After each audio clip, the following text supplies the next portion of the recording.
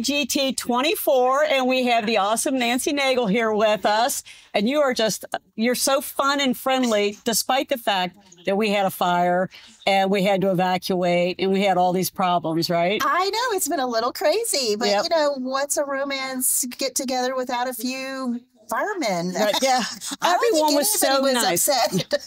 Everyone was so nice about it, including you and all the authors, and I appreciate it. And the firemen were so helpful. They were. The staff at the hotel was bringing water out. I mean, everybody really championed through it. Everybody pulled together. It's been amazing. And we didn't miss a beat, so that's great. I'm glad That is the everything's amazing still going part. on. I know. I'm seeing authors that I thought would be upset, and they're just all smiles. Yeah. Some were saying, "How are you?" Like, I had a problem. I'm like, I'm worried about you guys. You know, everyone was fantastic. But that's why this is one of my favorite events, you know. Even though we had a fire? Yes, well, because it really is genuine friendships that go on at this event, and I love it. I have made forever friends. I made new friends out at the fire alarm. Yeah. Even though, I'm going to be honest, we tried to sleep through it, and we called down. We were like, hey, the fire alarm's going off. Do we really need to evacuate? They were like, no, you're fine. And then we were sort of like trying to gut through it, and then they came up and said, you need to evacuate. Yeah.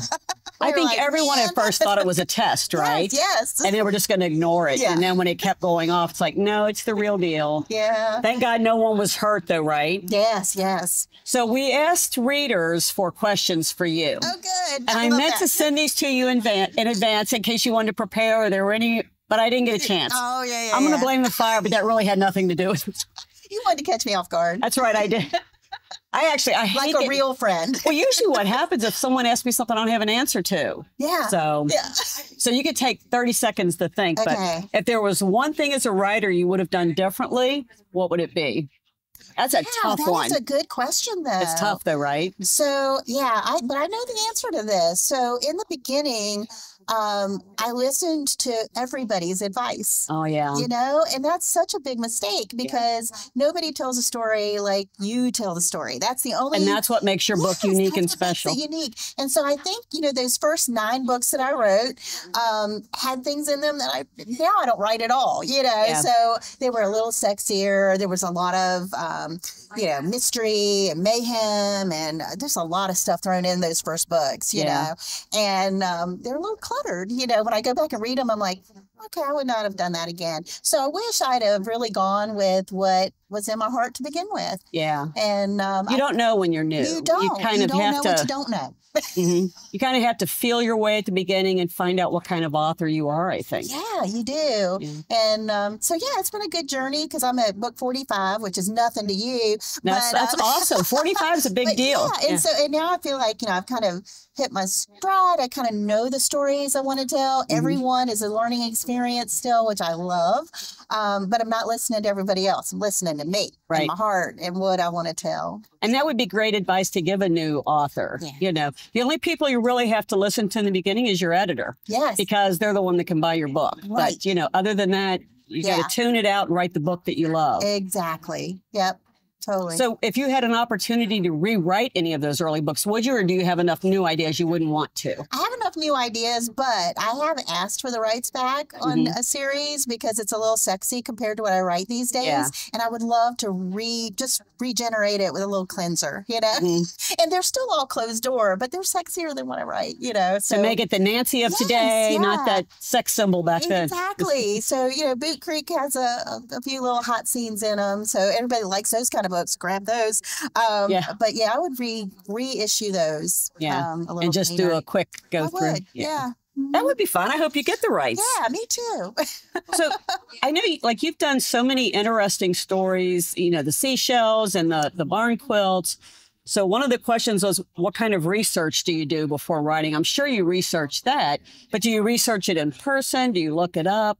It's usually a combination of things. You know, the barn quilts, I actually went on the barn quilt trails and even went up in Wisconsin to Door County. They have a big barn quilt trail there. But like for the Law of Attraction, I've got an artist who also is a muralist. He does the big murals all over, you know, cities across the country. And so I did a lot of online research for that. And then I reached out to a muralist in Virginia Beach, which is where I was born and raised. And Oni Tony does these beautiful beautiful, colorful murals, and he does a lot back with the community. And the interesting thing was that as I got to know him and asking him questions about the process of creating the murals, and I started learning about his giving back to the community, my character Matthew grew and became, you know, he was helping new artists and things like that. So you never know kind of how that research is going to Where it's going to take you. Yeah, shaping your character a little. Which book do you think you did the most research for?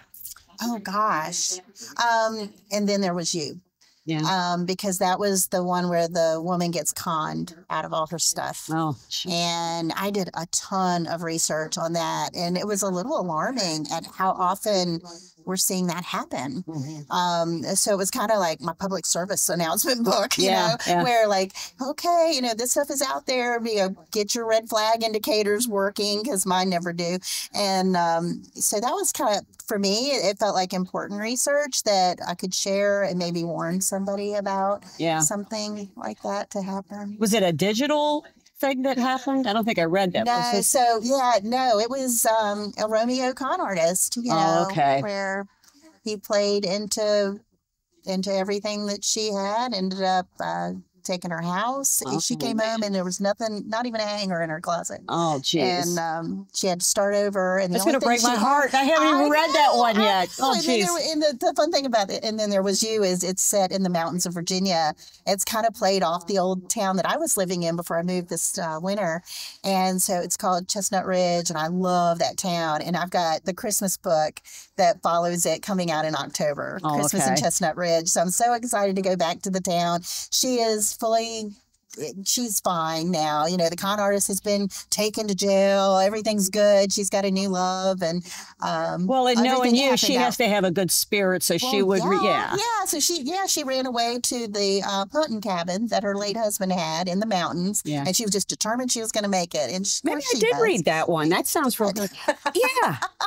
Do you ever do that? You lose track of what, because you read so many books, and then someone says something, you know, I read that and you're one. Like, yeah, I know that. Yeah. Yes, I do. And especially because we've got so many girlfriends, you know, that are authors, and we're trying to read and blurb. Yeah. I can't remember my own titles and plots after I'm done with them. Oh, yeah, me either.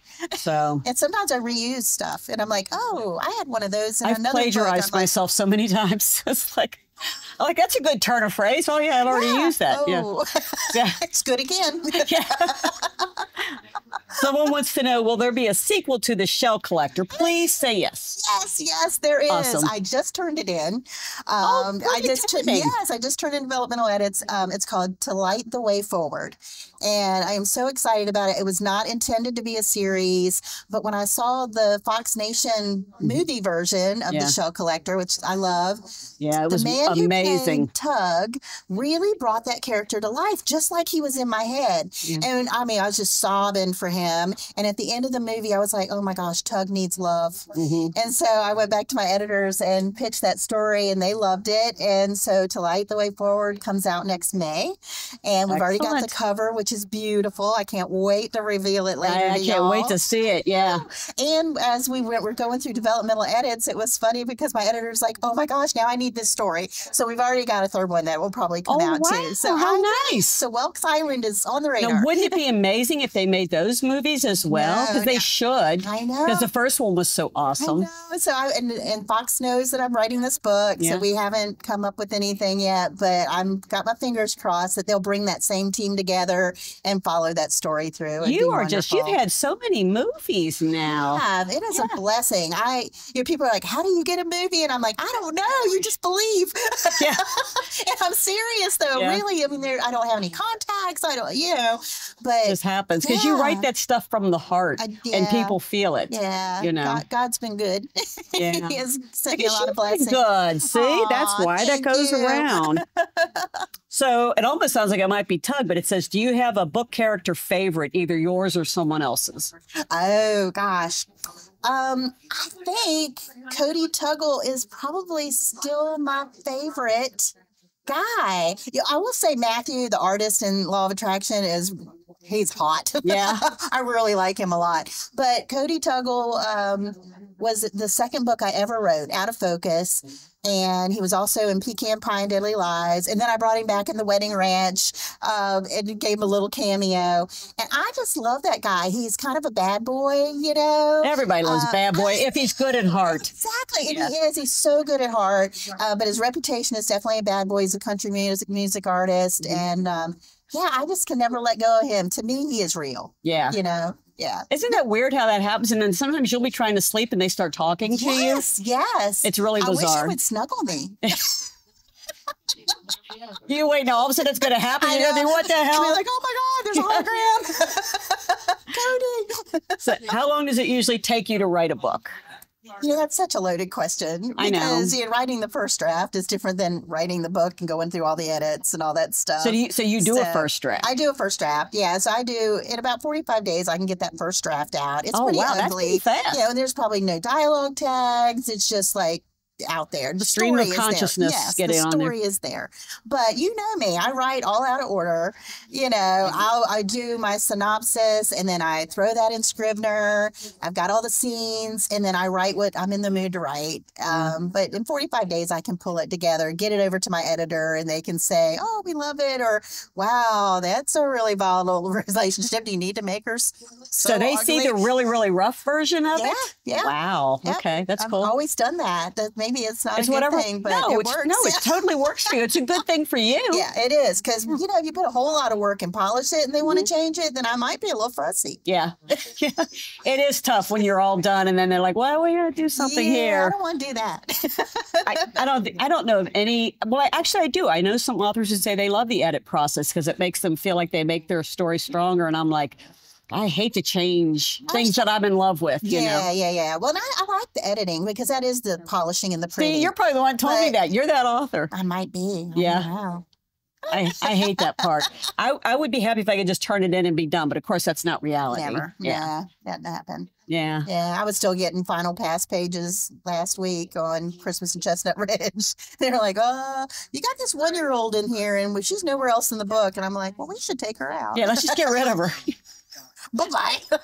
Do you ever do that where after you've sent the book in, then all of a sudden you think of something you meant to do and it's not, you didn't finish fixing it or whatever? Yes. It's like, it's almost like it's after I hit send and then I get that. Here's the problem. Like in Scrivener, I put a note, you know, don't forget, do this, this, and the other, because I'll think about it after I've turned it in for edits, you know, and I'll be like, it's coming back. And then I don't read the note. Yeah. I'm like, why make the note if you're not going to read it? You put it in Scrivener? Yeah. I do sticky notes and then they fall off the computer and they're just cluttering my desk. And no good way to do it. No, except that we're authors and we somehow get it done. But yeah, we do. I love how different it is for so many people because I know another author who writes like scenes and then pieces them together. I think that has to take such a brilliant mind to be able to do that. So I think you're brilliant. Keep all the pieces of, yeah. I have to go in a line or I'm completely lost. Oh, I love that. So I'm very impressed that you can do that way. I think I know the answer to this, but someone said, do you always have the next story ready to go in your mind? Not always. Oh, so I didn't know the answer. Yeah, really? not always. No? In fact, Sasha was asking me the other day, well, what are you working on next? I'm like, I don't know. Yeah, I mean, I know what I've got contracted. Yeah. But as far as what I'm going to work on next, I'm not sure. And I'm like, well, I've got this idea, but I don't know what it's going to be. I've got this idea. I don't know what it's going to be. Yeah. So like I've got tons of ideas. You're seeing which one takes over first. Yeah. Until I sit down and write that synopsis, I don't. Yeah. Yeah. That's when you kind of fine tune it in your head, what you want it to be. Yeah. Because I'm not good at conflict. You know, like I live in Manland. I like everything happy. Yeah. And if I could write a book with no conflict, I would do that. The editors would not approve. Just it would be never happy, happen. happy, happy, the end. Happy. And I know. I don't know why nobody would want to read it. Yeah. But yeah. We wouldn't want it in. That's the difference between life and fiction, because we wouldn't want all the ups and downs and conflicts in life. No. But we get them. Yes. So yeah. So I get it. Do you wake up at night with ideas for parts of your book? Oh, no, I'm an Olympic sleeper. Really? Yes, I'm a great sleeper. Oh, no, I don't wake up with that ideas. too. No? No. Now, early, before I don't think I like actually you anymore. published, well, before I was published, I would wake up with ideas and write them down next to my bed all the time. Yeah, no, now I go to sleep and I sleep hard. I just sleep. Oh, man, I wish I could. I think that's a very clean conscience. I must have a guilty conscience because I fret about stuff all night long. With 5 ideas every night. You know, I always try to think about a book I know I'll never write so that I don't actually start plotting. Oh, yeah. So, you know, like in my head, I'll be imagining some historical romance that I don't have the talent to write. Yeah. Just to keep my brain from going to the story I'm working on, so I'm not thinking I got to get up and take a note somewhere. But do you ever go to sleep and see like letters? Like, like I'll just letters everywhere, like words just in my head. And I'm like, oh, just quiet. Like, I don't pictures. Yeah. No, I don't see sometimes. That. I have if dialogue. I'm sitting and writing, I'll just see words and letters everywhere. I'll just suddenly have people talking. I'm like, shut up, but it'll be good dialogue. I got to get it down. That's why you're waking up. You're getting all that good dialogue. But for historical romance, I'm never going to write. Oh, God. Yeah, that's too much research. I can't do that. It is. And that's why I make up my towns. I don't want somebody to call me out on getting something wrong. So you use real towns? No, I make them up. Yeah. Because that way you don't have to have the stop sign in the right place and all that. Exactly, because, your readers will know. They'll call you out. Do you keep like a Bible for your book as you're going along? You don't keep track as you're writing it? No, I mean, I've listed out the places. And I know where they are. Like on a note to keep track of, But I don't like do a sheet on each thing or any of that anymore. So you remember the character and the color of eyes? Well, I write that in Scrivener. I've got Kathleen, blonde hair, blue eyes, and then I've got, Tug's Diner on the beach. See, that's kind of what I meant by, but not a super detailed thing, but it's so easy. Like you said, how many books did you say you have now? 45. 45. So it'd be so easy to lose track of someone's color of their eyes or what kind of car they're driving. Right. So. Yeah. And readers will for sure find it for you. Oh, yeah. But I do an inspiration. So I use those great big sticky note pads, like 3 foot. And I cut out pictures of actors and actresses. And I do the family tree because my people are Southern. So there's always like the brother, sister's cousin or whatever. And I don't know why I have to make it so complex. But I do their whole family tree, what their pet is. And so I put that on there. So I always know when I go back and sit down what they look like. That's great. Yeah, that helps. That's a good idea. Yeah, I've never done that, but that's a good idea. Kevin Costner is in the I saw raffles. Kevin Did you Costner, see him? yes. He was my muse for writer in the Wedding Ranch. Nice. And he has been hanging out with me, but I have decided that having him in my bedroom is keeping me from finding a real man. So I'm giving him up in the raffle. Oh, did you wake up at night and see him sit? Yeah, and I was like, but he's not very cuddly, It's like, this is not working for me. I need like a warm body. Yeah, that's hilarious. I had Kathleen the mannequin sitting around, but she startled the scary. Every time I turn around, I'd be like, "There's Kathleen." Told Nancy, "You got to put her in a closet or something." She's freaking me out. She is kind of. Freaky. I don't want her sneaking in on me. Get her a hairdo. She needs. Her hair was. By the time we got her here, she looked like Cousin It. And I don't have any girls, right? I got all grandsons, one little granddaughter that lives in South Korea now. Yeah. So I went to my sister. Alan carried her head in there and said, "You have granddaughters, fix her hair." So we don't have. Have you ever been almost finished writing a book and decided that it wasn't right and changed a big part of it? So I'm a procrastinator.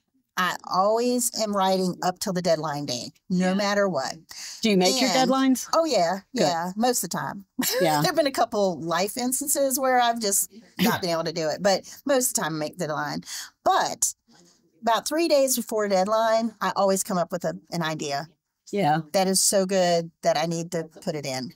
And so then I'm weaving stuff back in. So I always make extra work for myself at the end. And I don't know why. Yeah. That's when they come.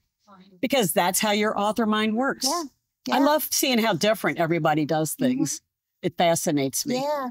And I think if I backed it up, it would still happen. I don't think you can. You've got your process, so you have to do it the way your process works. Yeah. And so I'll be all stressed out and Mom will be like, "Well, you do it every time." Yeah. You do it every time. So the book that you have with you, is that one's out now? Yes, or is The Law of Attraction came out 2 weeks ago. Okay. I'm really excited about it. And it is sister-in-law divorce attorneys. Oh, and wow. they work, That's different. Yeah, and it's kind of the family firm, but it's a big law firm in Richmond. So it's not in a small town. It's actually in the city of Richmond, but it has the small town vibe still. And they're struggling with life balance, that kind of stuff. And a writer friend of theirs, I'm loving this idea. it's a writer friend of theirs ends up making this silly video about how she and her fiance used the same divorce attorneys, and thank goodness, or they never would have met. And the video goes viral, and people start coming to the law firm like trying to find their next match, like it's Mr. Goodbar, right? Oh, that's awesome. And so it's causing chaos at the law firm. The law firm, they're trying to keep it on the down low.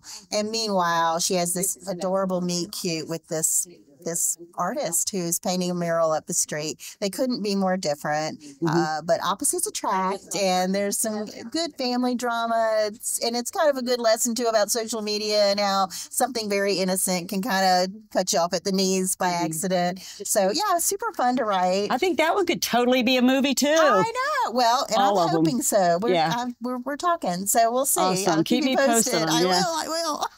Well, Nancy, you're fascinating as always. Thank you so much for being here. And you're like a rock star. I love talking to you. All right. Thank you. See ya. Thanks.